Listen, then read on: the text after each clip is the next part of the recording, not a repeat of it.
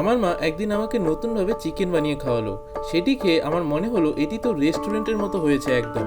তাই আমি ভাবলাম এই রেসিপিটা তো সবার সাথে শেয়ার করতেই হয়, তাই না? তো আজকের রেসিপিটি হলো রেস্টুরেন্ট স্টাইল চিকেন রেসিপি। আপনারাও বাড়িতে অবশ্যই ট্রাই করে দেখুন, সত্যিই ভালো লাগবে।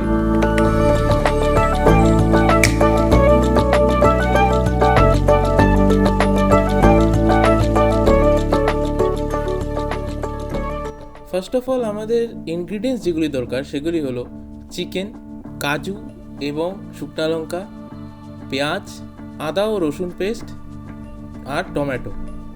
প্রথমে আপনি কাজু এবং শুকনো লঙ্কাটিকে ফ্রাইং প্যানের মধ্যে ভেজে নিন, তারপরে সেটিকে মিক্সার গ্রাইন্ডারে ভালো করে মিক্সচার করে নিন।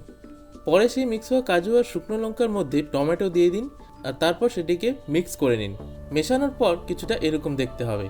মেশানোর কাজ শেষ হয়ে গেলে একটি ফ্রাইং প্যান গরম করুন এবং সেই ফ্রাইং প্যানটির মধ্যে 3 চামচ তেল দিয়ে দিন। তারপরে সেই গরম তেলটির মধ্যে পেঁয়াজ দিয়ে দিন এবং সেটিকে 1 থেকে 2 মিনিটের জন্য ভাজুন। তারপর পেস্ট করা আদা রসুন দিয়ে সেটিকে একটু ঘেটে নিন।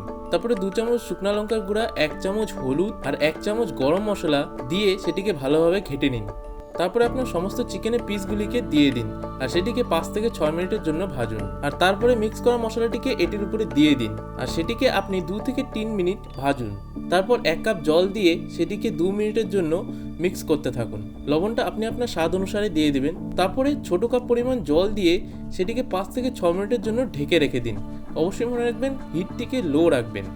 আর সবশেষে 1 থেকে 2 মিনিট ঘাটার পর রেডি হয়ে গেল আপনার রেস্টুরেন্ট স্টাইল চিকেন। বাড়িতে অবশ্যই ট্রাই করে দেখবেন, আশা করছি আপনাদের খুবই ভালো লাগবে। ভিডিওটি যদি ভালো লেগে থাকে ভিডিওটিতে একটি লাইক দিয়ে দেবেন আর আমাদের চ্যানেলটিকে অবশ্যই সাবস্ক্রাইব করে দেবেন।